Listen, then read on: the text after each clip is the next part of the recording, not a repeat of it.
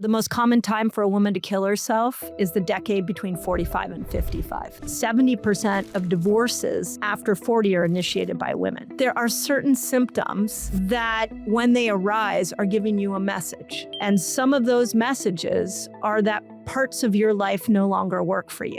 Estrogen stimulates a whole bunch of neurochemicals, dopamine and serotonin and oxytocin. So whenever estrogen came in, all these neurochemicals come in. We were drugged on estrogen. It was so easy for us just to give and give and give because all the neurochemicals that come with estrogen, there's a lot of them. But when estrogen was like, peace out, all of a sudden we started to look at these behaviors and go, it's exhausting. I can't do it. It's not bringing me joy anymore. All of a sudden the neurochemical system shifts. The armor comes down and she looks around at her life and she's like, I don't like this. This isn't what I wanted. This is a transformational moment. This is a time for women who have done everything for everybody else to sort of drop that role and actually start to do life for herself.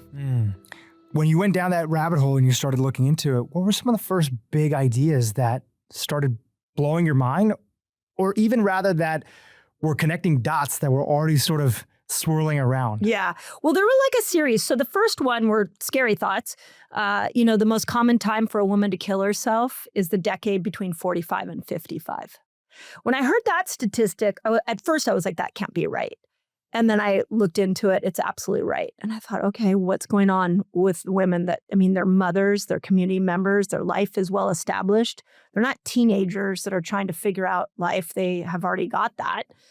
And then I matched that with another statistic, which is 70% of divorces after 40 are initiated by women. I was like, okay, there's something else really interesting with that statistic. And so it led me to, actually, you've probably had Lisa Mosconi on here. And when she put the Menopause Brain book out, I brought her onto my podcast and I was like, tell me what the purpose of menopause is. I want to know there's got to be a purpose. Why do we live so long? Why are women struggling with their relationships and their life during this transition? And that's when she taught me about the brain pruning, and that there are 3 times that a woman's brain will actually prune. Your wife's going through one of these right now. The first time is when we go into puberty. The neurons in our brain that kept us attached to a caregiver go away, and new neurons form that make us more independent. Anybody who's had a teenage daughter will agree, yeah, that's a tough moment. But it's for our survival, so that if this, with puberty comes the possibility of pregnancy. So if you're going to get pregnant, you better learn to have some neurons in your brain that are going to allow you to live on your own. So there's a natural pruning. Second time, postpartum, that when the hormones are really high and then they drop suddenly like that, all of a sudden the brain prunes away the neurons that are able to help us know where our keys are. I don't know if your wife is losing her things, but if it's a completely natural process. We can't remember task lists. All we can focus on is our baby. Well, that's the way the brain reshapes itself, because a baby can't talk. So the mom has to go into this highly intuitive state to be able to read a baby's cues. So the brain reorganizes itself for that. Okay, then the third time is menopause. So when these hormones drop, the brain reorganizes itself. And all the people-pleasing neurons that kept you addicted to, like people telling you look good, you're behaving good, you help me, and all of a sudden you're worthy, all the outsourcing of worthiness that women have done, those neurons go away and new neurons form. And the new neurons allow us, to go and focus more on ourselves. And they also, Lisa and I talked a lot about this, that the brain rewires itself for leadership. And that all of a sudden a female brain is actually at its best when we get on the other side of menopause. What you just said there was really profound. And there's a lot of, obviously, research to back it up with Lisa's work and many others in this space. Even just before we get into menopause further, do you feel like they got the memo, or what has prevented that memo from getting there about these time periods being new challenges in life, but actually a huge opportunity to show up differently at a new life stage? Yeah, it's such a good point because you have to remember we were barely talking about the menstrual cycle publicly until 5, 6 years ago. Like Fast Like a Girl, when it came out and I mapped fasting and food to the menstrual cycle, like that was revolutionary. That was only 3 years ago. Now everybody's mapping everything to the menstrual cycle. Menopause wasn't even talked about really publicly till like 3 years ago. So we're like, as a culture, we're babies in allowing women to speak about their periods, speak about menopause, like openly and compassionately. It's like and I can tell you as a woman, like, and the women listening to this, there was like embarrassment if we would be like, oh, I can't, I'm cramping right now. I don't feel like working out because it's the week before my period. I watched a lot of my friends that are older than me go through menopause, and they would have to step out of the room when a hot flash would hit, the weight gain that happens with menopause. So we weren't publicly talking about this. So I don't think there was a memo to get because we didn't have the landscape we have now to talk about it. But that also means we're sort of in a state of chaos around it where, so many are trying to find an answer for this unique transition. Yeah. Well, let's continue on there. When you look out there and you look at the conversation, obviously this is a huge part of what your book is about. Yeah. What are some of the first things that you feel like, hey, this is great that we're talking about this, and maybe this is a starting place. Yeah. But these couple of big ideas are completely being missed as a part of the conversation. So let's start about what's good about the conversations that are being had right now in the space that we're all celebrating the fact that women are becoming more educated about it. The men that love them are becoming more educated about them. And just even young people are becoming more educated that this is even going on in the first place. It's always funny because all the women who have been on this podcast that have talked about menopause, they'll all say in some version that, when they hear from their community members or they themselves went back to their mom to talk about, this time period, their mom or their older women that are in their lives, maybe right now they'll say like, oh no, it was totally fine. And then they have completely different memories of their mother, caretaker, individual going through all sorts of different symptoms, issues, challenges during that time period. Nonetheless, what do you love about what's being talked about right now? And then let's get into what's missing. Yeah. Oh my gosh, I love this question. It's so funny because my mom was the first person I went to in my early 40s, and same thing. I'm like, what was menopause like? She's like, oh, it wasn't that bad. But I don't have any science to back this up. But I wonder, every time we go through these brain changes, I wonder if somehow we get amnesia. Have you heard that with pregnancy? Like that the minute the baby comes out, there's actually neurochemicals that go into the brain to help the mom forget about the pain. Because if she could remember the pain, she wouldn't have another baby. Totally. You just witnessed that, right? So, okay, the menopause conversation, we weren't talking about it. And in that, women were really suffering with mood and metabolic health. And there was, nowhere to go because there was no conversation to be had. Then as early as like 3 years ago, we start talking about it. And now we have entered what I think we're moving out of this, but the good thing about talking about it is this is where the suicide rates end. This is where women can start to support other women. A woman can go into a doctor's office and say, I'm completely depressed and I'm 48 years old, and be taken seriously for the first time. Yeah. That's phenomenal.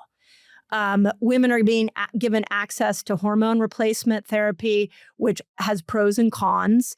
But for some women, it is definitely helping with the mood specifically, and hot flashes, which, believe it or not, hot flashes are a big challenge for women in the workplace.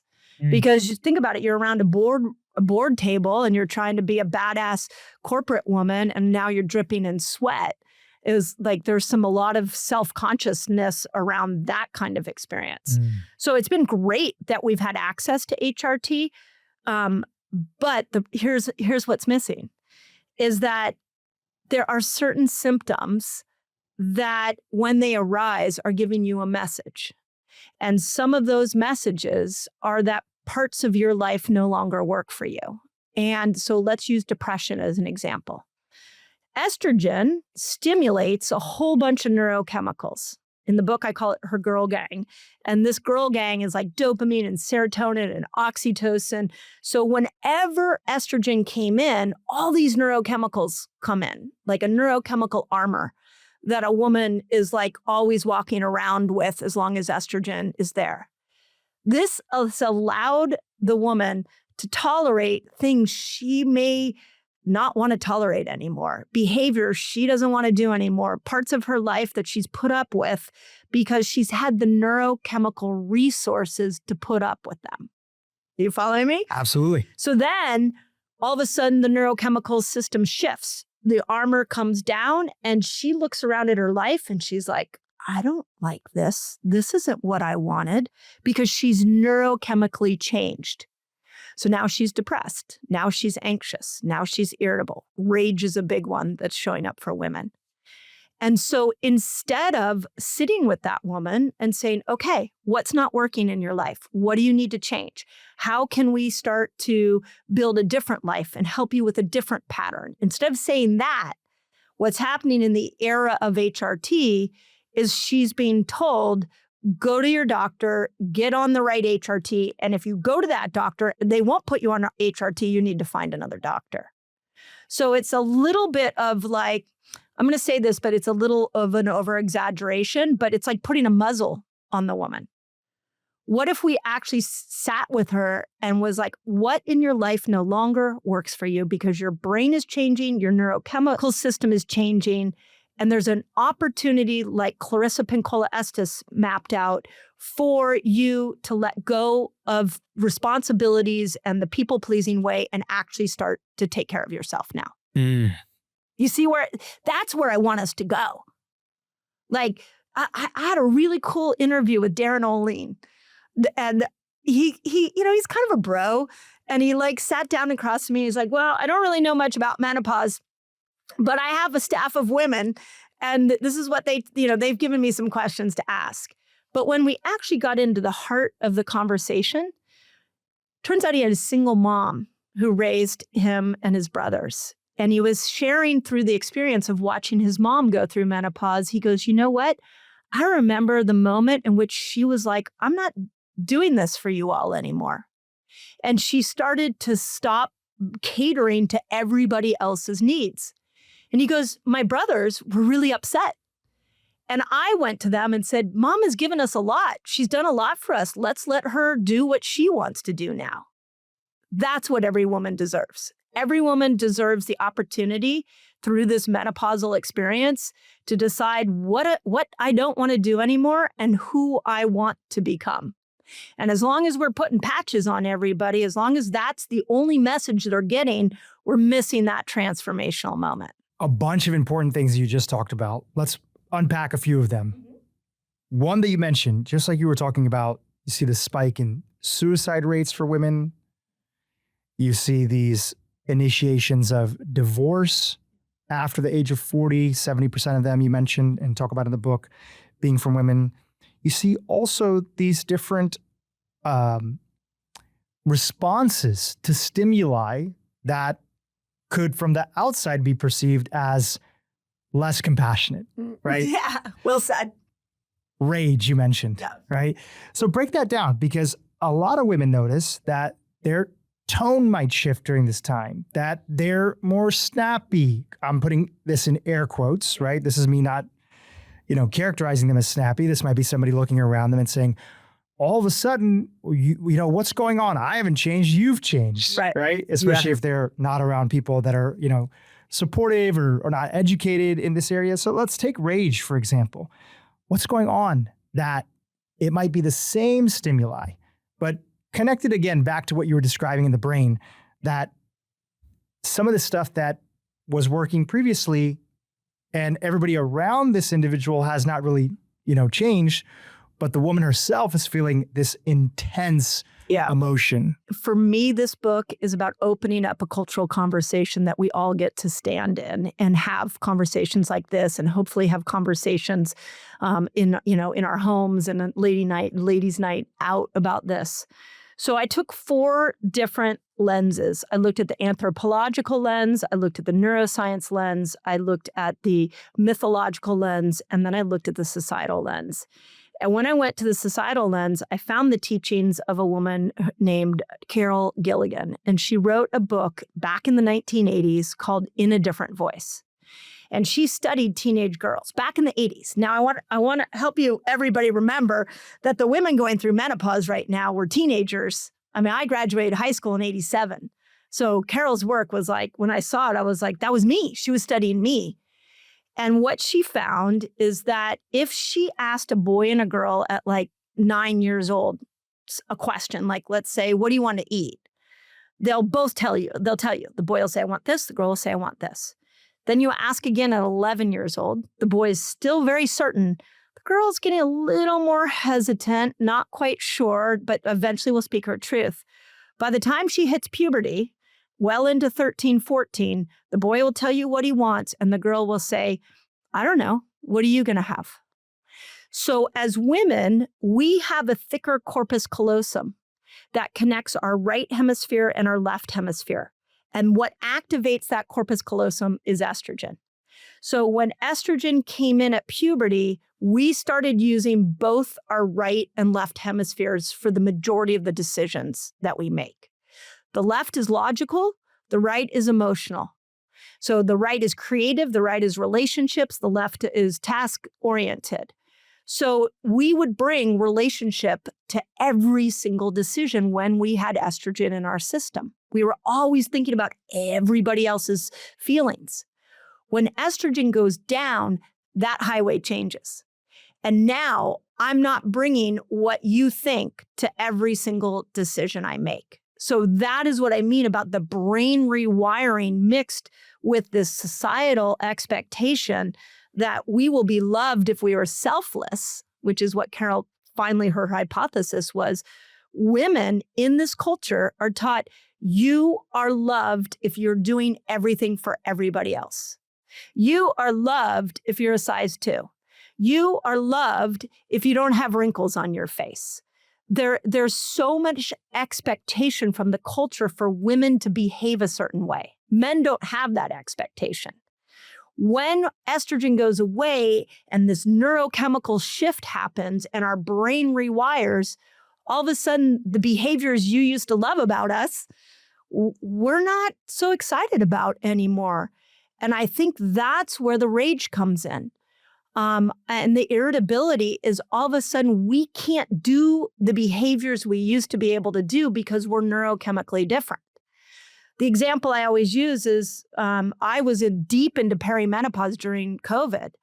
And I was at home. My daughter was off in college. I was at home with my son and my husband. And pretty soon I started to notice that every morning when I would wake up, they're both night owls. My son is a professional chef, and they would be cooking up a storm in the kitchen, and I would wake up to the mess. When I had estrogen in me, this behavior didn't bother me. Once I lost estrogen, I tried to explain to them that there was so much chaos going on in my brain that the chaos in the kitchen started to become like putting gasoline on a fire. And even though I used to be okay with the kitchen being so clean, I'm not okay with that now. Before, they were like, my son would say to me, like, you didn't, like, I'll get to the dishes by the end of the day. I'm like, no, I need to wake up and that kitchen needs to be clean. So, but that's because I changed, so the stimuli hit me different. Does that make sense? So this is important because this is how we save marriages. This is how we stop women from killing themselves, is if everybody understands that the stimuli that is really irritating her is hitting her differently, and maybe she doesn't want to participate in the relationship the same way. Maybe she can't just handle taking on everybody's emotional stress. She has to only take on her own emotional stress. Yeah. So important because there's a lot of layers to that. There's a layer of, yes, the brain is rewiring. Yeah. But there's also a layer of maybe some of those things were being reluctantly done previously. You got it. Right? Some of them come from love. And it's like, oh yeah, I was okay with this previously and my brain is rewiring. Now I'm not okay with it. But a lot of times there's a sense of, I never was fully okay with it. That's right. But this buffer was kind of keeping me there. That's it. Yeah, and it was like a neurochemical buffer. I have a friend who said when I was telling her the concept of the book, and she goes, "Oh my God, that makes so much sense because when I was drugged on estrogen, I used to behave in a certain way, and now that I'm postmenopausal, I don't behave that way anymore." And I thought, "Oh my God, drugged on estrogen. That's it." It was like we were drugged on estrogen, and so we were easy. It was so easy for us just to give and give and give because all the neurochemicals that come with estrogen, there's a lot of them. But when estrogen was like, peace out, all of a sudden we started to look at these behaviors and go, it's exhausting. I can't do it. It's not bringing me joy anymore. But from the outside in, I can understand how startling that would be. Another story that I use is, after the LA fires, my nervous system was so overstimulated, I had to go live by myself for 4 months. I'm like, I just need to check out so I can figure out how to ground myself. My husband did not appreciate that. He was not super excited about that. I was trying to explain to him, I need to get to know myself, figure out where I can balance myself, and then I can come back and be a better member of this marriage, a better partner in this marriage. So this is a big part of the book is I want to open these conversations up so people can, instead of wagging their finger at their husband or having rageful moments with everybody, that a woman could go, okay, wait, I need to come back home to me. What do I need to do to settle myself? What do I need to do to be a better partner in this relationship? I need to pay attention to me now so that I can serve in a different way. It's about just a little bit past the 1-year anniversary of the LA fires. Yeah. A lot of us, we're recording this in Los Angeles. Your entire neighborhood burned down. Yeah. I didn't live in the Palisades, but I lived right next to it. So many of my friends lost their homes. Very tragic, tragic time. This book is really about how this new stage of life and the things that come with it, put you in a position to reflect a little bit differently than you were before. Yep. You're almost forced to because of these rewiring that's happening inside of the body and the brain. And it's also about the mythology about why that's important, what you're being called into as a woman who's going through these different stages of life. But coming back to the LA fires, and pulling on some of that thread because I'm interested and I'm sure my audience is interested too. What was your snapshot of where you were sort of pre-fires and then post-fires, right? Using that as, it was a physical destruction.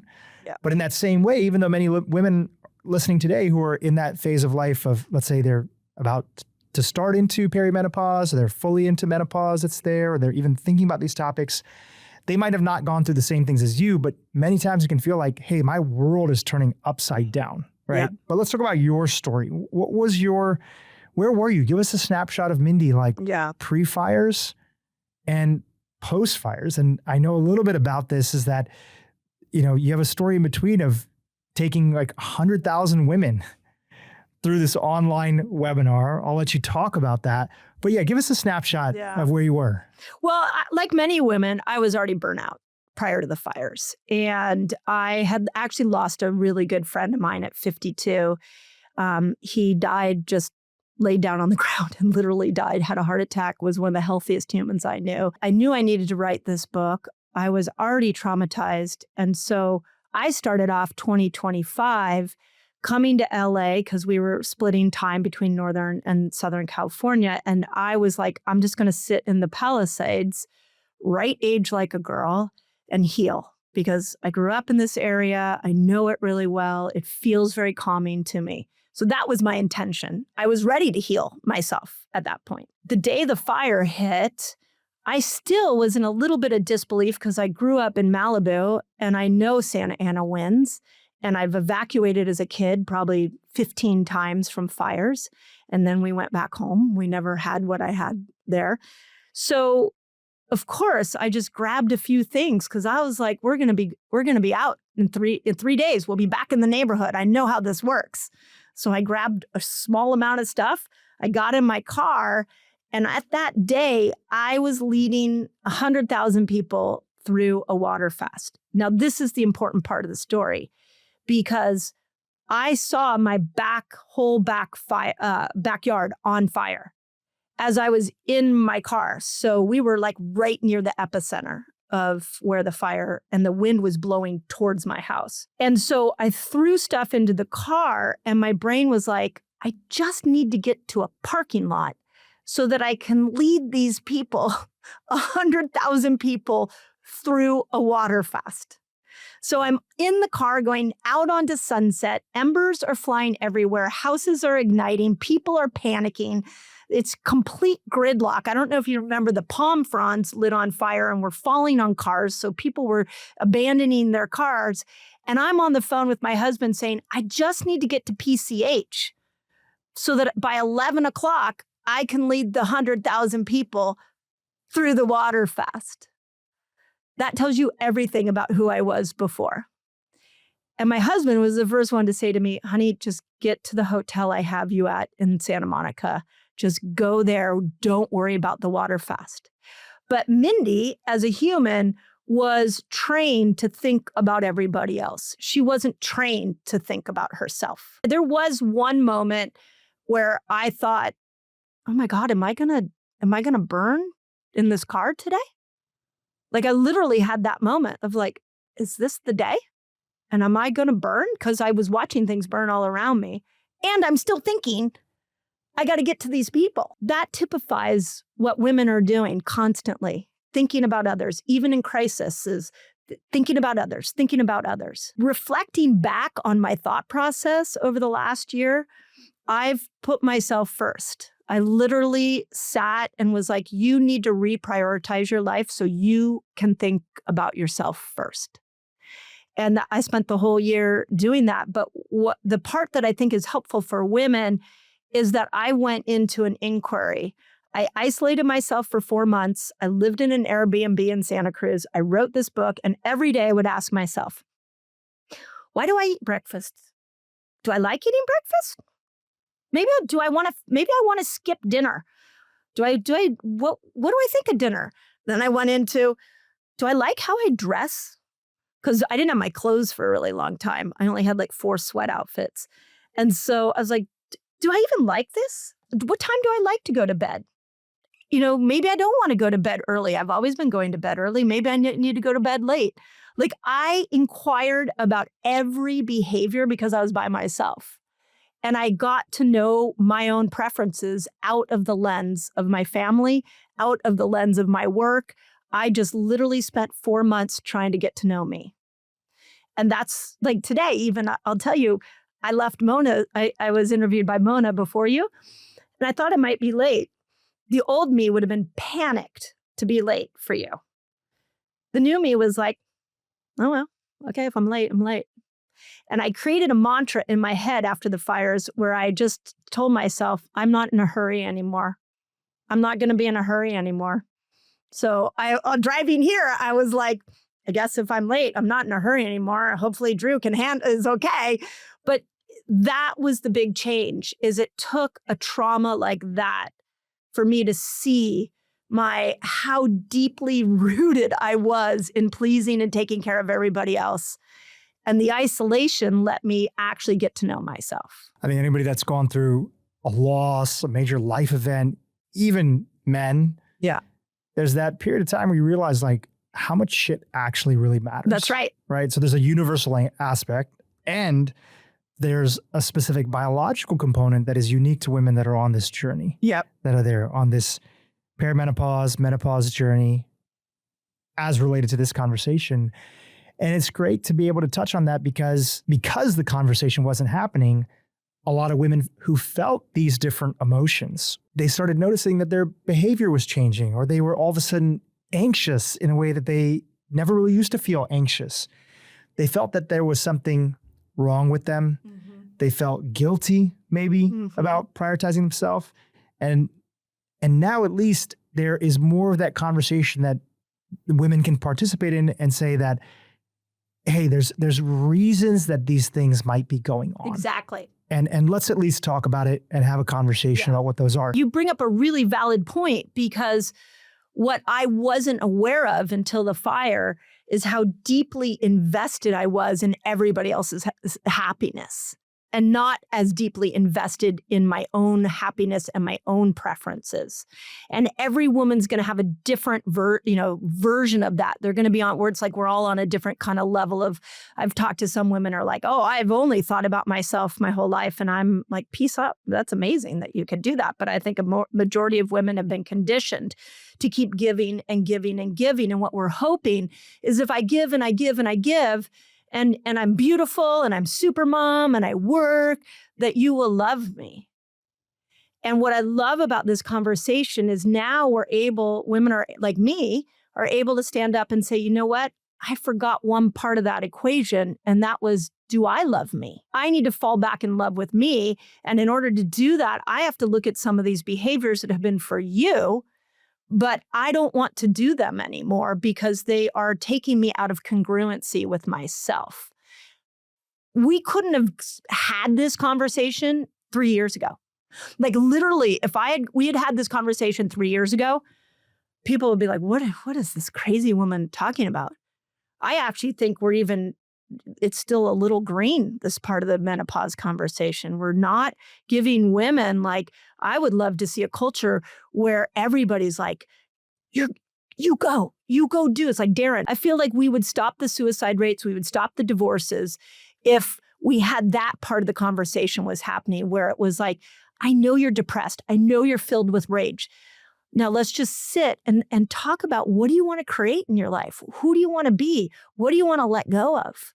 That's how I see the conversation going. Because you look at this from all different angles. You're looking at it from the biological side. You're looking at it from the mythological side. You're looking at it from the, the historical lens. Yeah. Is there anything that you can add to this unique experience that we have, that we largely are not living in these small tribes where we're seeing other women who are going through this journey, getting the message from them, that young boys or older men are not getting a chance to see, the elders of the community, the women, go through these rites of passage themselves and step into that. And largely people are living in these isolated areas and they're not even living often nearby their family enough to even have the conversation that's there. But anything you can say about that? One of the questions I walked around with the last couple of years was, how do we know where the wise elders are in this modern community? How do we know where they are? Because we are so obsessed with aging that we had to put the word anti in front of it. And then we had to create a whole commercialization around specifically for women. I mean, men are even involved in this now, of how do you make sure you don't look like you're aging? But if you go back into the mythology, look at even the way I've heard you talk about your family, that certain cultures look at these women as they age and go, you are a wise elder and I want to hear what you have to say. We don't have a culture that's doing that right now. And we need to change that.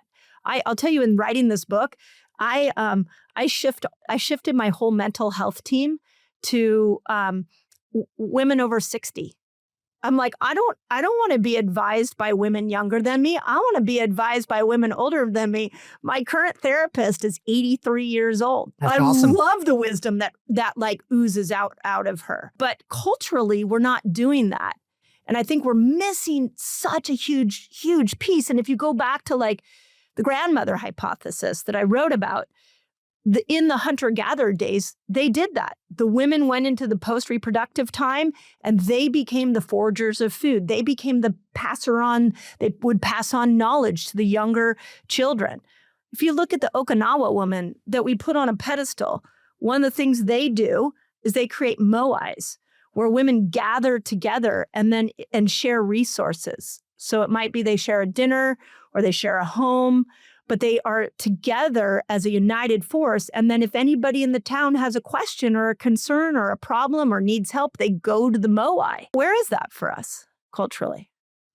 And I know in your family it is, but for most Americans, most Western culture, we don't, once you have a wrinkle, we're like, ooh, we let go of you in corporate America, which is why women don't want to have hot flashes in the boardroom. This is what I'm trying to change, is if you understood this brain rewiring, you'd be like, wait, That woman with a wrinkle, the woman with gray hair, she actually has the best brain of all of us. And she has years of wisdom. That's what I want to change. Every different group of people is going to have stereotypes that are there. But you look at how it can often be portrayed in either media, social media, or even just in conversation between people. Sometimes you can have this feeling of like the crazy older lady. Yeah. Right? Or the Karen, or the this thing or that. It's a negative connotation to refer to somebody who is older, more isolated, not understanding. And again, men have the crazy uncle, the crazy neighbor, whatever it might be, right? There's it on the men's side.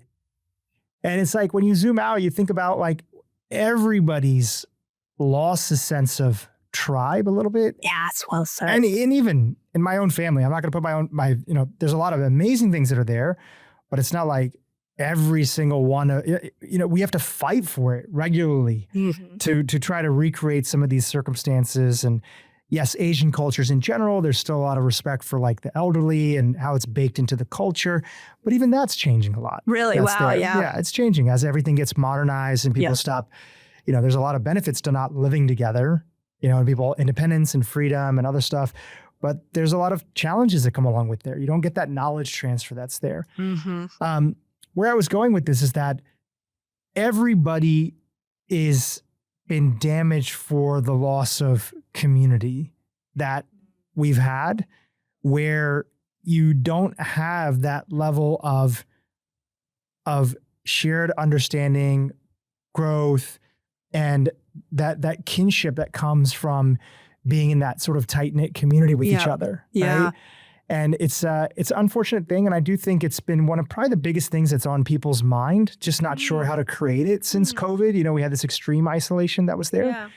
But I think it does start, at least in this conversation, for the woman who's thinking about this stage of menopause and navigating it, it does start first off with, okay, what are the key components of making sure that your oxygen mask is on for yourself?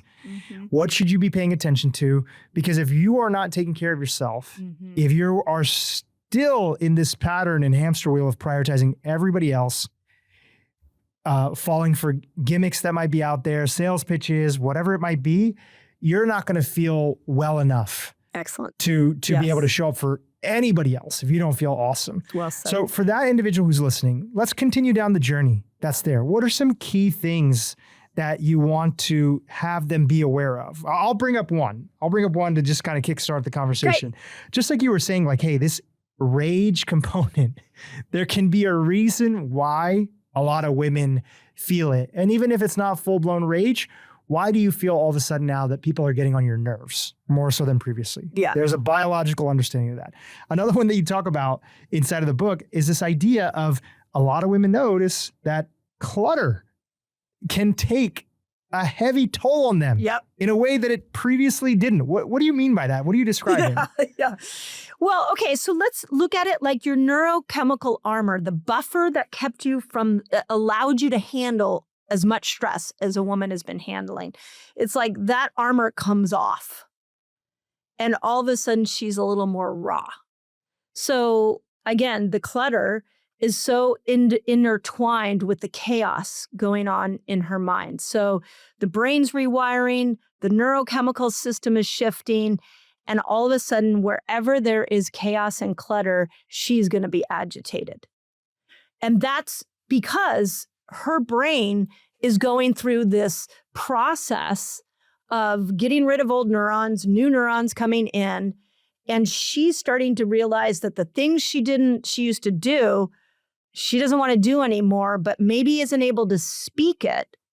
It's so crazy how something as simple as just declutter the house for her. Like if there's anybody has a woman in her life listening to this, like declutter the house and then watch what happens. See if you get a different version of that woman.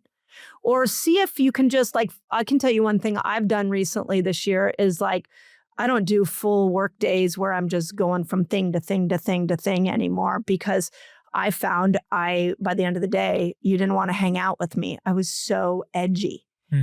So we have to remember that there is this new experience that this woman is having with her old life because she's neurochemically different. And that is, every individual is going to find something different with that, right? Like I have a lot of friends that are total control freaks, and you walk into their house and everything is spotless. Now I'm going to tell you, I'm going to make a big generalization, but my friends whose homes look like that had very traumatic childhoods.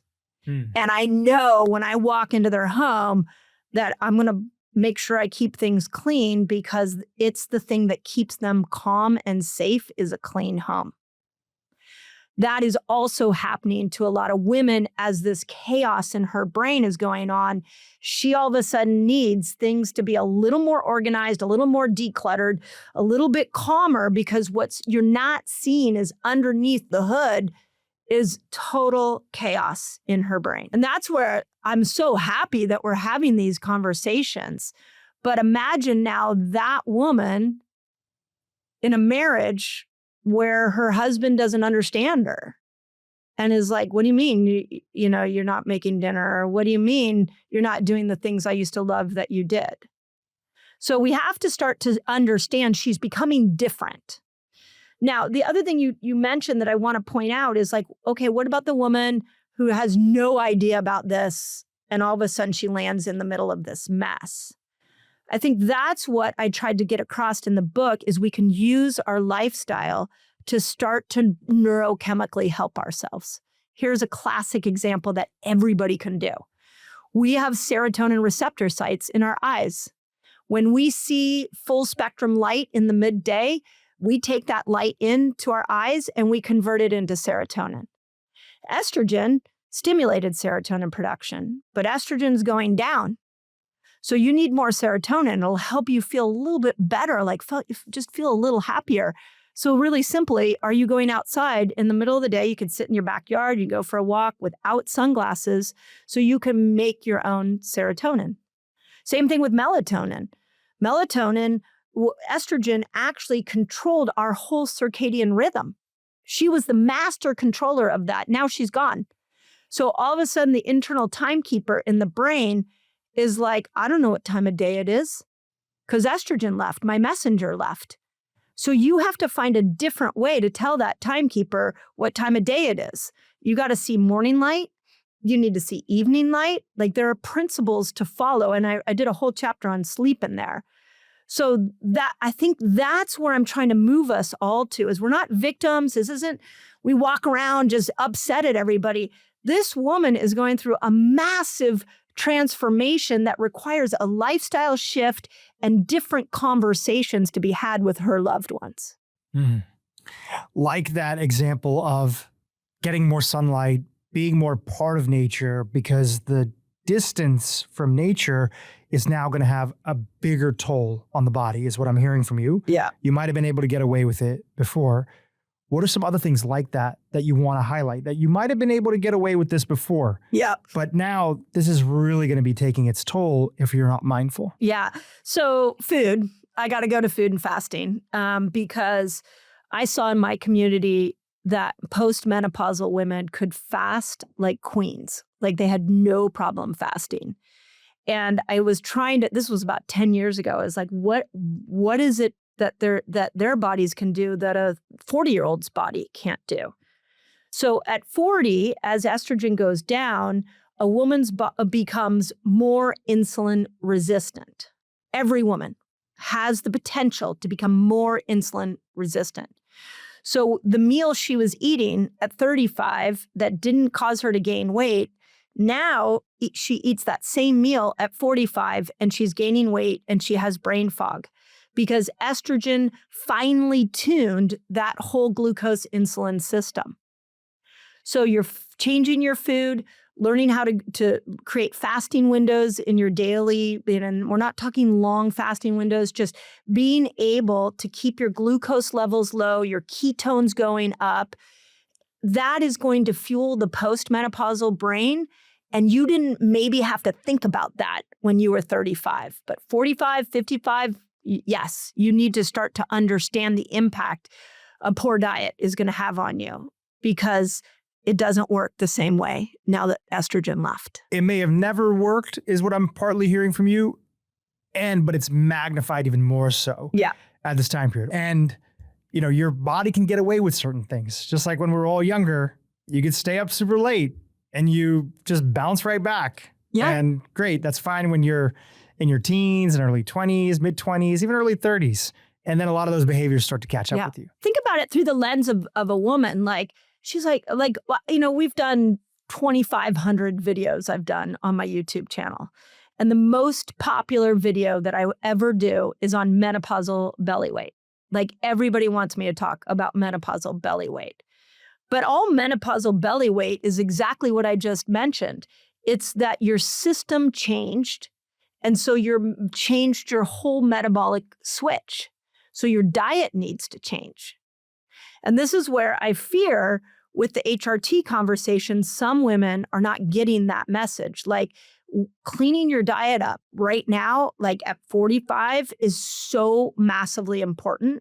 Or even the smallest amount of your favorite food is going to give you, is going to start to pack on weight. So there's like, the body will give you clues. Like, you can't sleep? Okay, well, you got to reset your circadian rhythm through things like light. Oh, you're gaining weight? Okay, well, good news. You came with another fuel source. It's called a ketone. And if you learn how to do small little dips into fasting, you can get that ketone. Depression, like, okay, well, you lost dopamine and serotonin. Well, we already talked about serotonin. You can go out in the sun and get some serotonin, but you know what dopamine loves? Dopamine loves novelty. So what if you rearrange the furniture in your house? What if you drove your car a different way to the grocery store? Like, anything new is going to bring dopamine back in. So this is what I mean about, like, if we understand what's going on, then we can make the proper lifestyle change to then look at our symptoms. Like, I put in the book a whole chart, like, if you're having these symptoms, here's the neurochemical experience you're having, and here are some of the activities you can do. As opposed to women were suffering before when all this was going on. Nobody talked about it. And now, HRT, antidepressants, there's your solution. And once again, we're just pulling power away from women. And what I wanted to do with Age Like a Girl is say, no, you're in control of this experience if you understand that your lifestyle has major neurochemical impact. But doing the same thing you did at 25 and 35 may not work for you now. What are some things for you that you are like incorporated into your daily routine that maybe didn't get the same level of priority, when you were in your, 30s or early 40s? Anything that you think about now? It could even be something that you've been doing for a little while, but that's a reflection or an example of what you're talking about here. Well, we haven't talked about exercise. So I was a competitive tennis player. I played on a tennis scholarship at the University of Kansas. I've been an athlete my whole life. When I put down the tennis racket, I then picked up the running shoes and I started running all the time. And then somewhere in my 40s, I kept getting injured over and over and over again. Ankles, knees, hips, but I was running the same amount. So then I went over to weightlifting because that's the trend now. And so I was like, okay, I'm got to start lifting heavier weights. And all of a sudden I got frozen shoulder. Well, when I dove into that, I figured out that estrogen stimulated collagen production and estrogen stimulated creatine production.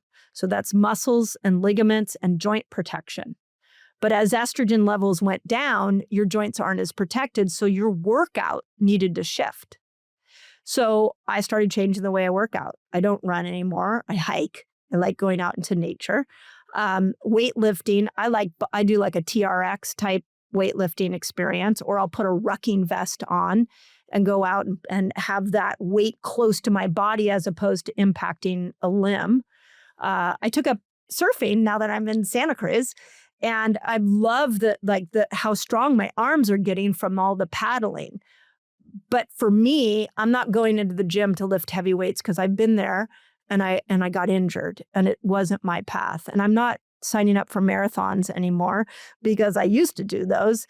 And all I did is get injured the minute I went into my perimenopausal years. So I had to shift all of that. Finding activities that worked for you with also your, everybody has a unique history, I'm sure, in tennis, especially being a competitive athlete. Yeah. Maybe your shoulder is even more prone because of how much wear and tear potentially. Yeah. People have that sometimes with running, they have that with this. So really personalizing your activities to be something that is a sustained level of movement that works for you. Yeah. And here's the emotional thing I want to say behind it is if a woman hits 45, she's gaining weight and she goes to Instagram and she sees people saying, you need to eat more protein, you need to lift more weights. And then she starts doubling up on her protein amounts and then she starts lifting heavier and heavier weights. For some women, that advice is going to be great. And I've sat with a lot of women that are like, I love my trainer. I love the gym. That's amazing if you love it. But when we start to put these like have-tos on women, like you're in this season, you better start beefing up on protein, you better start lifting weights, and then she injures herself.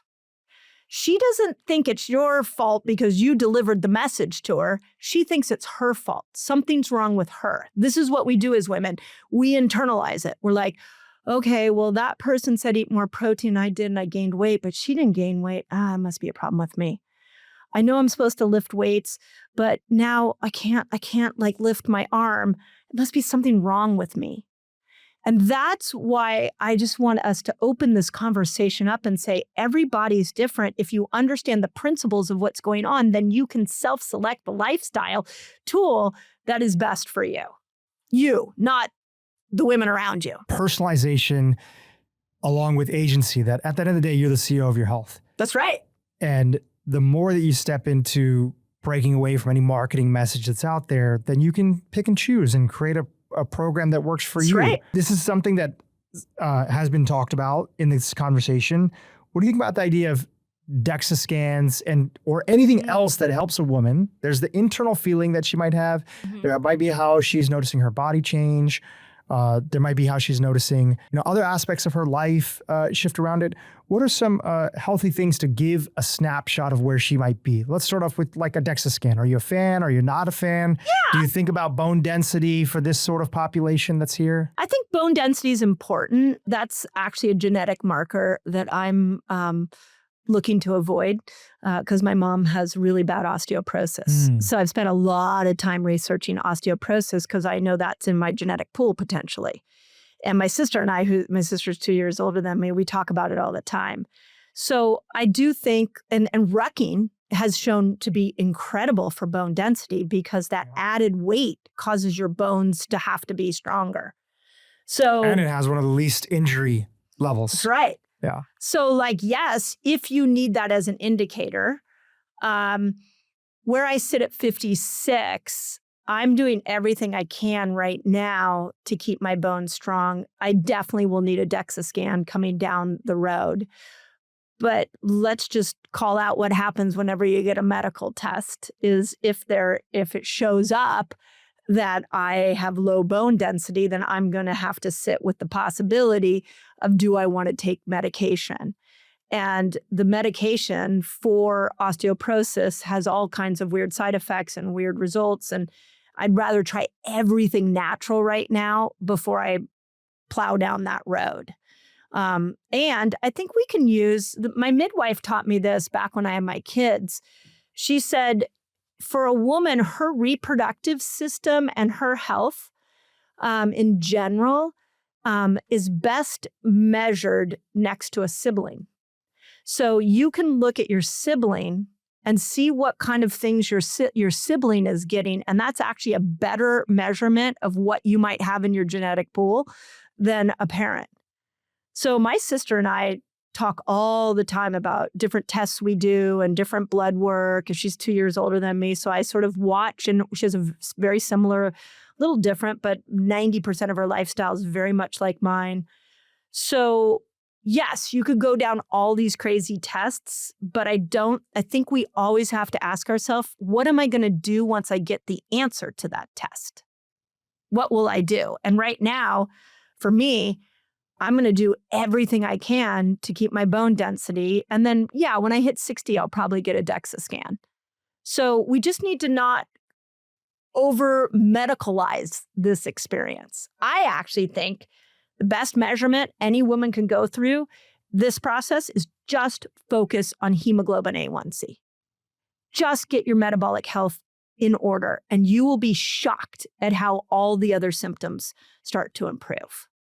So let's just keep it simple. Yeah, so hemoglobin A1C is a measurement of metabolic health over 90 days. So it's glucose and insulin. But this is really important because if my hemoglobin A1C is in like 5.9, 6.0, 6.2, and I'm in diabetic, pre-diabetic land, what that means is that your body can't use glucose. And so what it does is it takes that glucose molecule and it gums up what is called a red blood cell. And that red blood cell is delivering oxygen to your tissues. So if you have a high hemoglobin A1C, you have mismanaged glucose and you're not getting oxygen to your tissue. And whatever tissue doesn't have oxygen going to it is going to decay. So yes, we can do fancy hormone tests. Yes, we can do DEXA scans. We can do, in the biohacking world, you can do all kinds of crazy tests. What is going on with glucose in your system is more important than any other marker, more than any other health test, any other hormone test.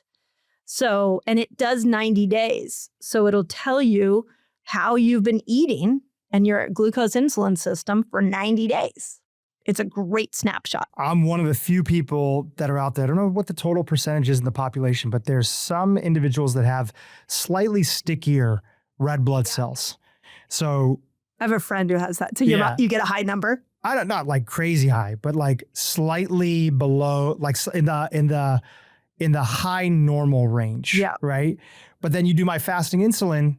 Yeah. It's great. I have a friend who's like that. And I panicked when I saw her hemoglobin A1C, and then I saw her sisters and I was like, oh, this is interesting. There's a genetic something here. Yeah. There's some people that their red blood cells, apparently I had learned about it first from Chris Krester. He has a whole article. Mm-hmm. We can link to it in the show notes. There's some people that their red blood cells stick around longer. Yeah. So it sort of artificially pushes the test in this one direction. And a lot of people started noticing it because they would do, I'm an investor in a company called Levels. They would do these CGMs, whether through Levels or just going directly to, any one of these companies, Abbott and, Freestyle Libre and whatever.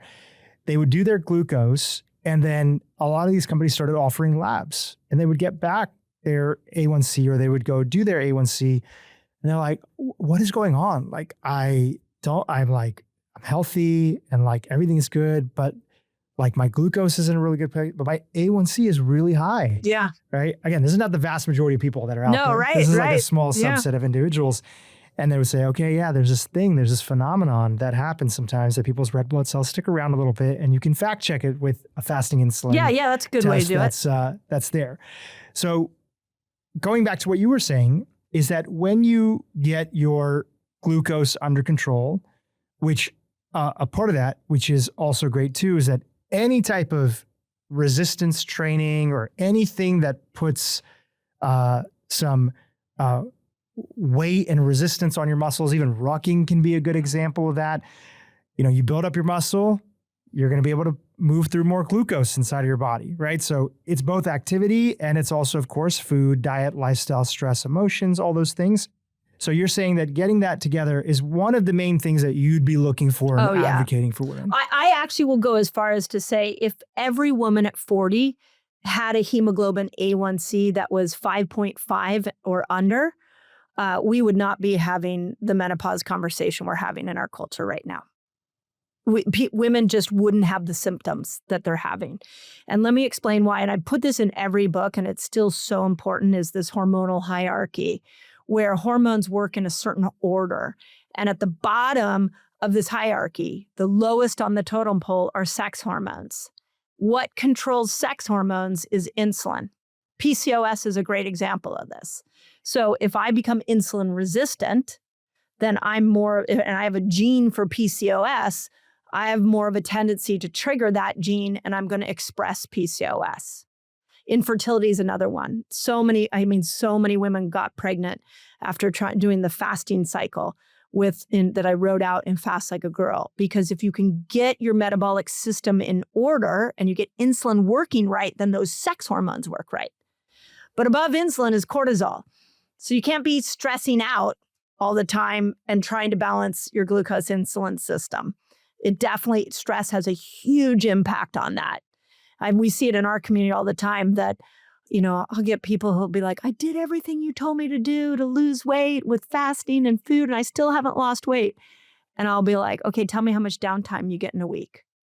And they go, oh no, I got 3 kids and a husband and this and that. And there's like no self-care. There's no downtime. This human is just completely swimming in cortisol. So cortisol is going to make you insulin resistant. Insulin resistant is going to really throw your sex hormones off. The beautiful thing is at the top, back to where we even started in this conversation, is oxytocin. So if you can get a good burst of oxytocin, you're going to calm cortisol. You calm cortisol, you become insulin sensitive, and then you balance your sex hormones. That's a holistic way to look at this. And that's what, if you start to look at that hemoglobin A1C number, and you're making diet and fasting and movement changes, I agree with, I'm not saying don't lift weights, because if you lift weights, you're going to have all kinds of new receptor sites for insulin in those muscles. That's phenomenal. But we can't do it at the expense of raising cortisol. And we can't do it in isolation where we're not in any kind of oxytocin experience with another human or with any, with your animal, whatever. But there has to be a holistic look at this. And I like hemoglobin A1C because I can sit and have somebody tell me, I'm doing everything right. And then I can say, okay, tell me about your stress. Tell me about your connection to community. Tell me about how you're taking care of yourself and getting some downtime. Does that make sense? I really want people to pull it out of a silo.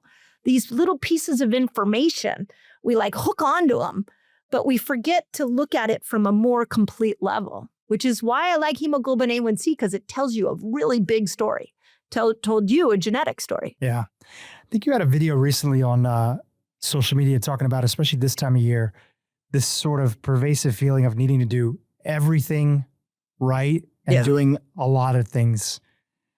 And there's an endless amount of things that you can do. Going back to this transformation, this stage of life that women will find themselves in, and they're looking for the tools, techniques, mindset, guidance to help them navigate it.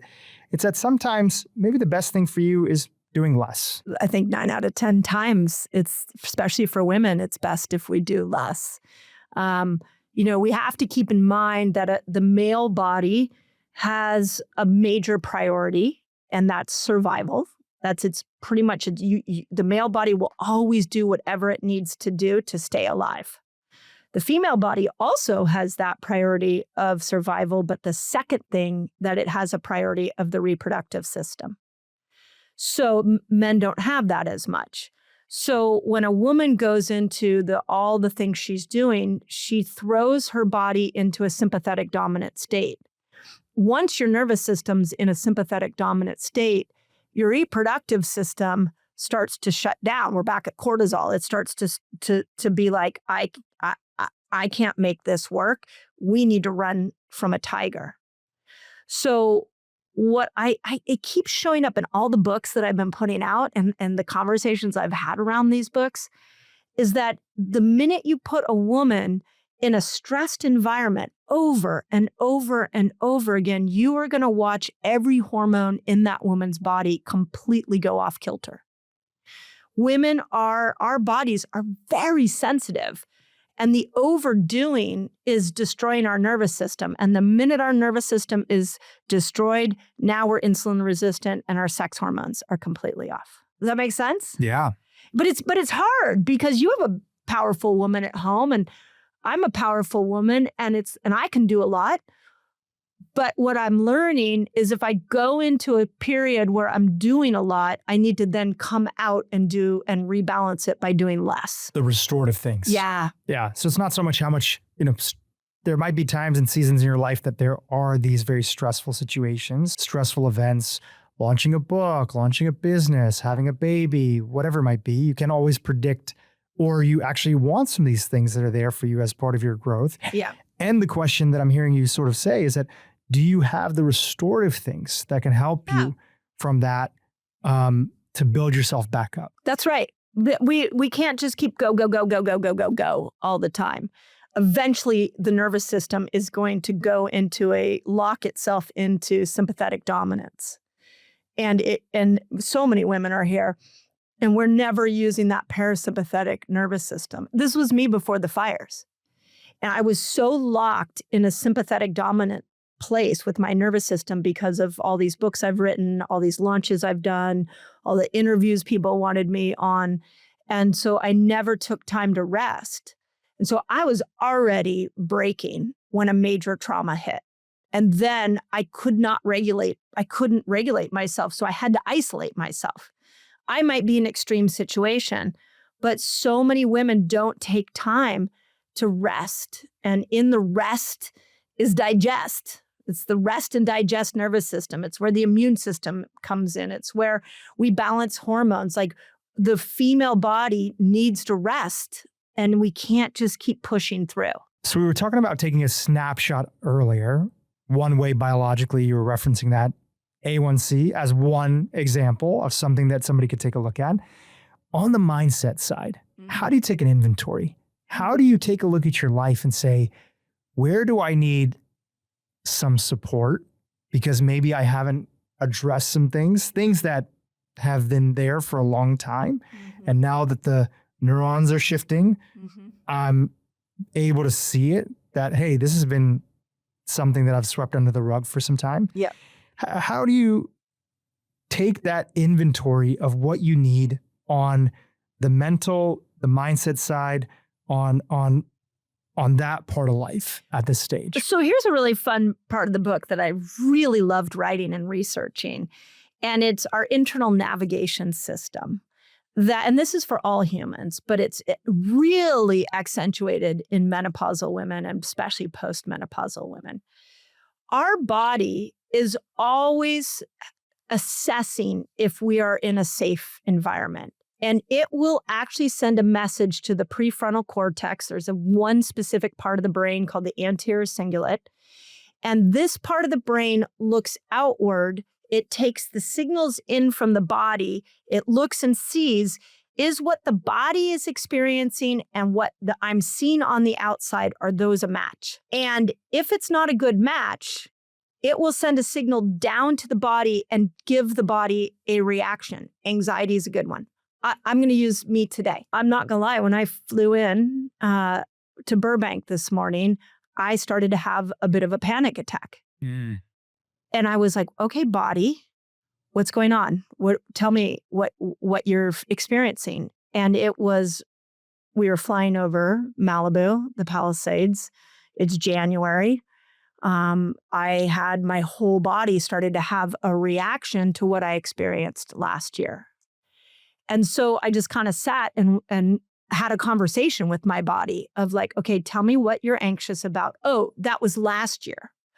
Oh, okay. You're still feeling some grief is really what I went through, deep grief around not being in this beautiful neighborhood I wanted to be in. I'm sure your friends who lost homes are having that same kind of feeling. But a year later, I was having that. But to be able to go in and talk to my internal navigation system and remind it that we're not running from fire anymore. That yes, I'm back in LA in January. It feels really similar, but we're not running from fire. We're not about to lose our life to fire right now. I think we all have those internal cues, but I think what's happened, especially for women, is that we override them all the time and we don't tune into them. And so I think the biggest thing you can do is really start to read your body's clues and the signals it will get you. If you're not sleeping, okay, body, what do you need? Well, maybe you can't sit and watch a movie or some action-packed movie before you go to bed because it agitates your nervous system too much. Try different strategies before you go to bed and see if that internal navigation system gives you a different response. So I think we've got to use the messages from our body a lot more as we go in so that we can square what the brain is seeing and what the body is feeling. Yeah. Does that make sense? Absolutely. Yeah. Are there rituals, things that you find helpful or that you find in your community? You know, some people say meditation. Some people say, listen, pick your choice, even getting outside for a walk and checking in. But just whatever you do, just pause the inertia of life. There you go. The notifications, the messages, the being in front of the computer, the seeing the news for people that still watch the news. Pause people the are inertia. Still watching. There's a lot of people that still watch the news out there. Pause the inertia and have the courage, because it is actually very uncomfortable. That's a universal thing. It can be uncomfortable for all people, men, women, young and old. Pause the inertia. Have the courage enough to pause the inertia and go inward to actually just pay attention to what's there. There's a reason that 80% of autoimmune conditions happen to women is because we don't pause and we don't try to slow ourselves down. And so we're constantly in this go, go, go, please, please, please, doer kind of mode. There's something in the pause that's really important. And I want to go back to the parasympathetic nervous system. This is the part of the nervous system that calms you. Most women don't know how to access it. I was one of them for sure. And how you access it is by pausing and slowing yourself down. Our nervous systems can't take in all the information that's being sent at us right now. You combine that with a neurochemical armor that comes down and a brain that's remodeling itself, rewiring happening. And if you don't slow down, you're just going to be walking around reacting. Everything's a reaction. So what you say to yourself is important. Like one of the things I decided was I start saying, now this is where it came up today in getting here, I started saying, no, I'm not going to rush there because I'm not in a hurry anymore. I can't tell you how many times I say it throughout a day. I'm not in a hurry anymore. I'm not rushing to things anymore. That was a huge transformation that I found last year. When I go to do the dishes or I go to do any activity, I'm like, how do I do this slowly?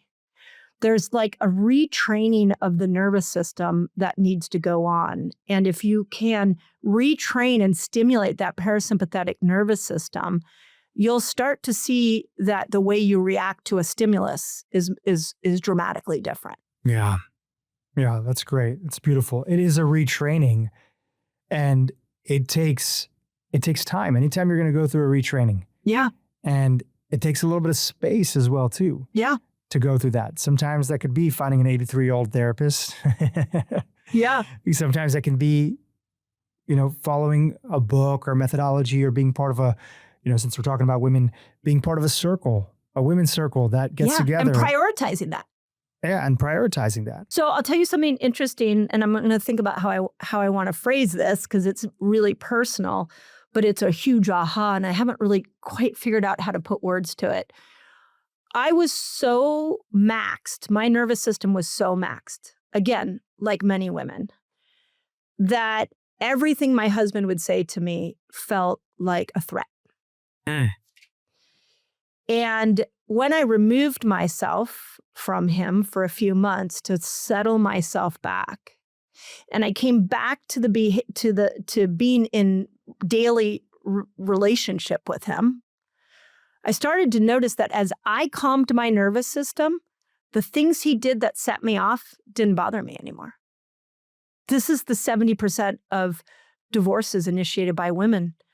I think we go rushing into our menopause years totally maxed out. Our nervous system is stuck in sympathetic dominance. And then all of a sudden, anything that anybody does to us feels like we have an over-exaggerated reaction to it. This is why I'm wanting women to help themselves, because what I found, I am not joking, that the more I healed myself, the more my parasympathetic nervous system came online, the more I understood, oh, if I need dopamine, I just need to do something new. And if I need serotonin, I'll go get sunlight. And if I need oxytocin, I can pet my dog. And if I need BDNF, I can lift weights. And like once I started to see that I could neurochemically control myself differently, my marriage changed. And it moved into one of the most beautiful places it is right now, because I rehabbed my own self. Now, I'm not saying every marriage is salvageable. Mine is. I have a really good husband. I have a really good guy. But I had to calm myself in order to come back to the relationship and see it with a different set of eyes, which was really a different nervous system. Anything you want to say for the partners, husbands who also might be listening in that are watching the women that they love? Maybe it's their wife, maybe it's their sisters, maybe it's their mom, and they're seeing them go through this period of time, this transition, and they want to best support them and be an ally on their journey. What would be the things you'd want to tell them? Yeah, I mean, so I did do an appendix to men in the book because I knew that women would read the book and then they'd want their husbands to read it. And if their husbands were anything like my husband, he'd be like, the whole book? You want me to read the whole book? So I did one section. Here's what I'd love for the men to know is if you can get to know her as she transforms, you will save that relationship. If you get to understand the chaos that's going on in her brain, if you can understand these neurochemicals are shifting and you can be present with her in that, like sometimes that might be you walk away because she's spinning. If you understand it's a different version of her that is unwinding itself, but she's going to end up on the other side. If you patiently and lovingly care for her through this process, you will end up in a better relationship than you've ever been in before. But what's harmful for women as they go through this is when men or employers are like, we don't understand you're or even other women. Or other women. Right? Yeah, like you're overreacting. I don't understand. You've changed. You're supposed to change. You know, this whole thing around the We Do Not Care Club. Have you seen that?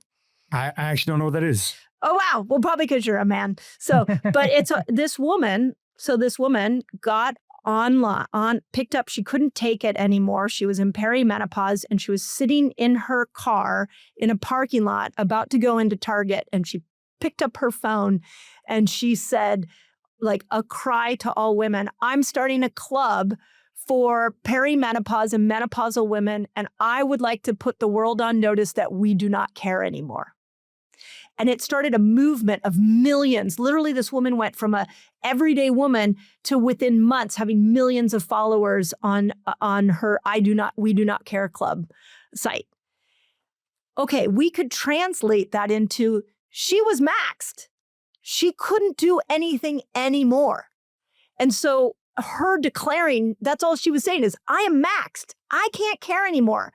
But actually, if her loved ones sat down with her and were like, hey, what can we take off your plate? What else? What do you want to do now that you're not able to do? How do you want to change how you're interacting in this relationship? Like, these are the kind of conversations I'm trying to have all of us start, as opposed to, I just don't care anymore. I have two friends who left very successful marriages with very successful men because they kept like waving the white flag saying, I need you to do this. This isn't working for me anymore. Here are the things I need different in these relationships. And both of these men were like, I liked the way you were. So they left because there was no like, come along the journey with me. There was no understanding of why this woman doesn't care anymore, why these people are changing. So I think we need to all understand that the woman's changing. If you can sit with her and listen to her, ask her questions of what she wants to let go of, ask her what she wants to do that she's not doing, ask her who she's becoming, Those kind of things will start to create a new foundation to your relationship. My husband and I ended up doing something that I think was transformative. We categorized our marriage into 3 sections. We decided marriage 1.0 was before we had kids. Marriage 2.0 was when we had kids. And now we're building marriage 3.0 without as empty nesters and me postmenopausal. So we will have conversations where I will say, yeah, in marriage 3.0, I don't do that. In marriage 3.0, what you just said to me, actually, I can't put up with that statement anymore. And my husband, thank God, because he's so willing to see me through this metamorphosis and be involved in it, is like, okay, well, tell me what you're thinking now.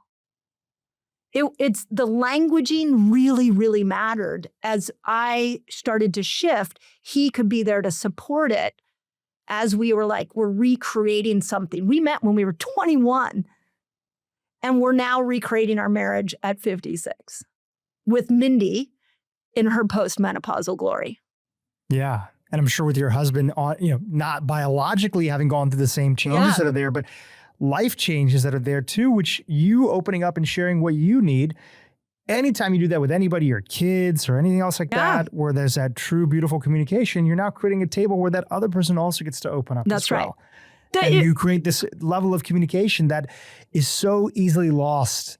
In every single system, you have to fight for that level of communication to come back, even in a business partnership, even in, your relationship with your siblings. But most importantly, of course, your relationship with your partner, your relationship with your kids. Yeah. I mean, I think that's the hard part. Like, we met at 21. And so he's like, I love who you've been. What do you mean you're changing? And then I had to explain to him, but some of my behaviors are exhausting to me and I can't do them anymore. One of my fire stories that really hit for me was I was leading this group through, this water fast. So I had to kind of pull myself together the day after the fire and lead the group. And I led it for 3 more days. And on the last day, I just started to kind of fall apart.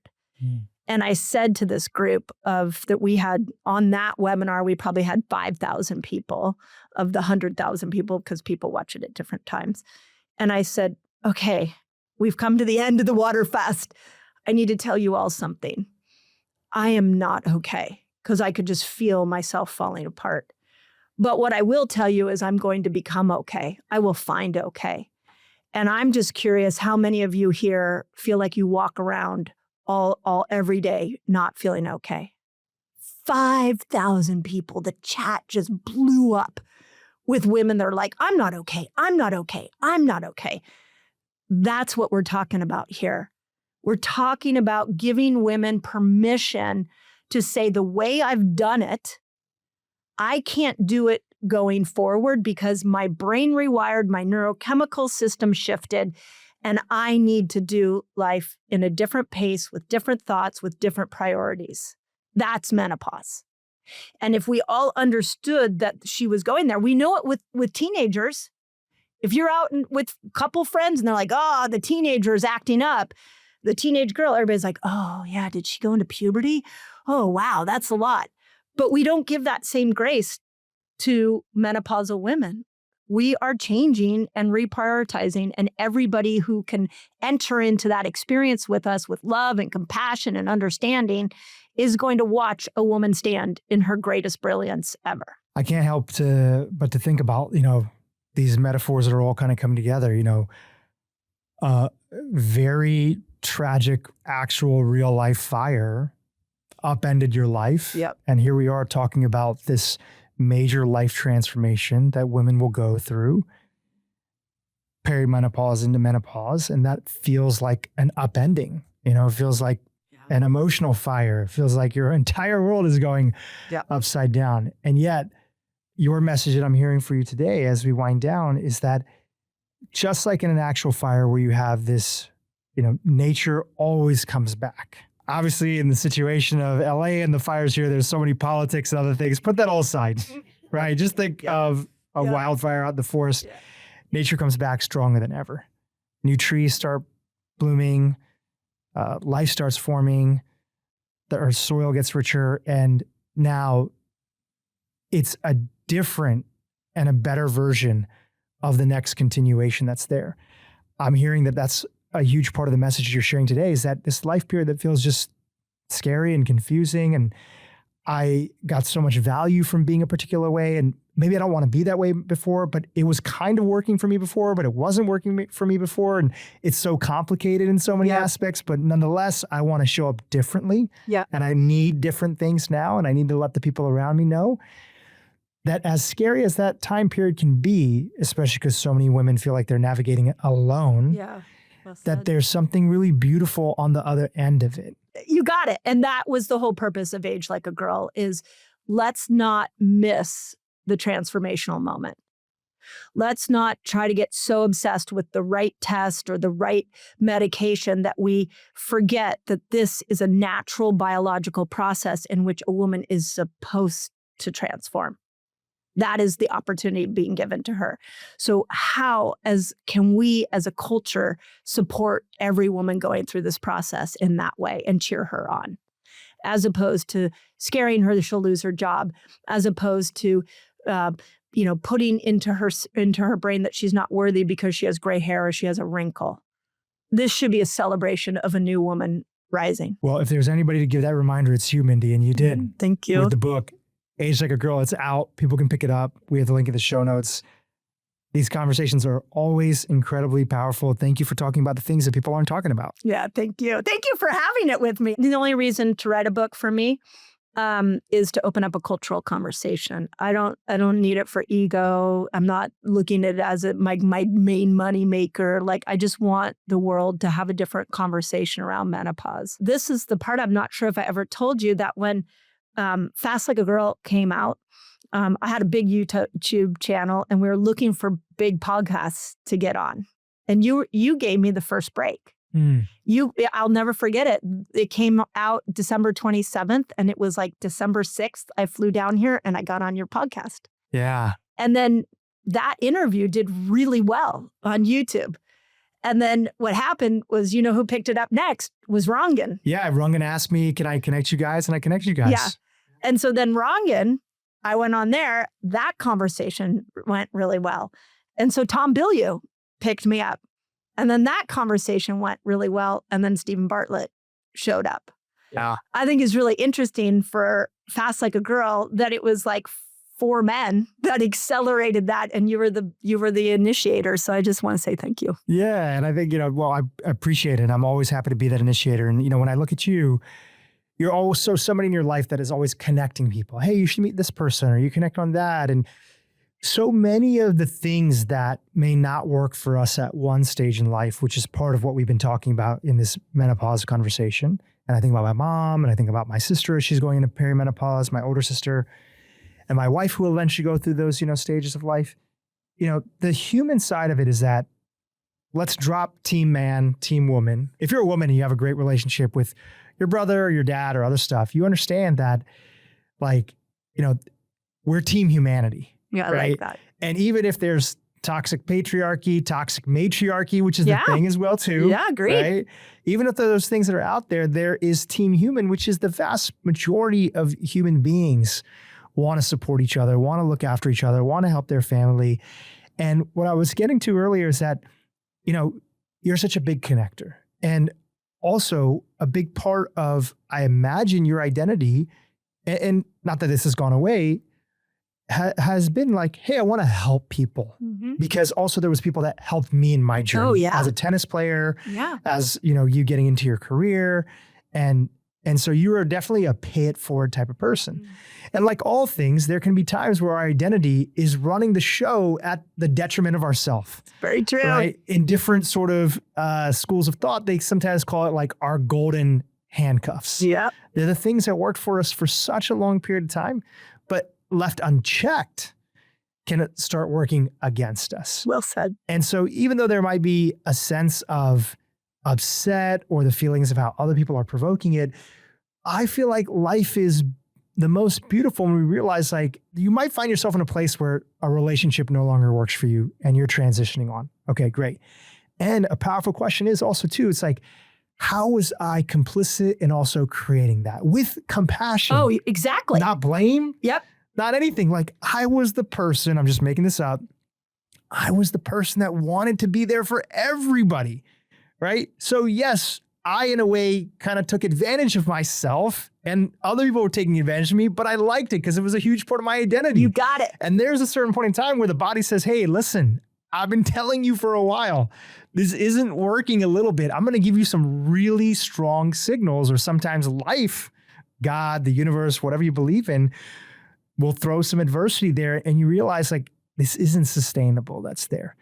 And it's a beautiful thing to come to a place and say, you know what?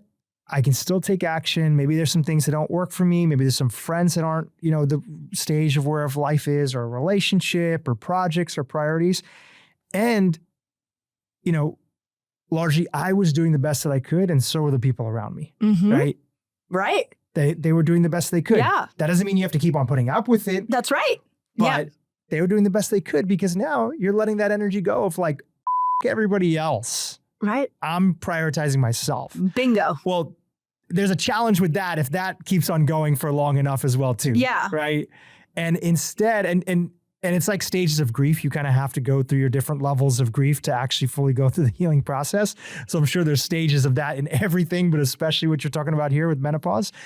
But the feeling of like, the wisdom that's so, if you watch like movies like Avatar, or anything that shows like the epitome of the matriarch in a tribe who's so wise and understands, you had to kind of go through these rites of passages to get there. Yeah. And when you stopped fighting against it and you actually understood that this was the design of the whole thing, and that also means that you can change your circumstances right now. Now there's like a Mother Earth type energy where you understand that it's like, great, this is what happened. And now this is what we can create into what happened. And there's a male version of that as well too, right? The male elder, the understanding, the compassion for people around there. So that's a big smorgasbord to say of just the forgiveness that I hope that anybody can give to themselves in any stage. That even if things didn't go the way you didn't want to, you were doing the best you can. And now, if you're not carrying that weight along with you, now it's a question of like, what do I need? What do you need now? If you weren't blaming everybody else or yourself for how things went, what do you need now? And let's give that attention and love. That's so beautiful. You summed it up. You got it. That's where the menopause conversation needs to go. What doesn't work anymore, and what do you need now? Yeah, what do you need now? And if you want to be an ally to anybody inside of the space, you can ask them, hey, what do you need now? What do you need now? I can ask my mom, my sisters, anybody. And obviously we can even ask people that are not in that stage of life of menopause, right? We can ask people and say, what do you need right now? Yeah. How can I better show up for you? Those little short statements of compassion are so important. It's very reminiscent of when I just said, I'm not okay. And then all of a sudden all these women are like, I'm not okay. And I actually then went to my parents, and I told them the next day I got back up to San Jose. I was like, I went and visited them. And I'm like, I need to tell you I'm not okay. And I'm going to go find okay. And I called my kids and I'm like, hey, I'm back in San Jose, but I'm not okay, but I'm going to find okay. Yeah. So I just want to say that when we go, I love the team humanity. That was my favorite part of what you just said. If we can look at others and be like, what do you need? What do you want to let go of? Who do you want to become? How can I help you be okay? That simple act will change the experience that so many humans are having right now on the planet. Absolutely. Absolutely. Mindy, thank you for being back on the podcast. Thank you, Dhru. I appreciate you. YouTube, if you enjoyed what you just saw, keep watching for more great content on how to improve your brain and your life. My research on cognitive aging and dementia that led me eventually to study menopause as a risk factor for Alzheimer's disease and cognitive aging in women.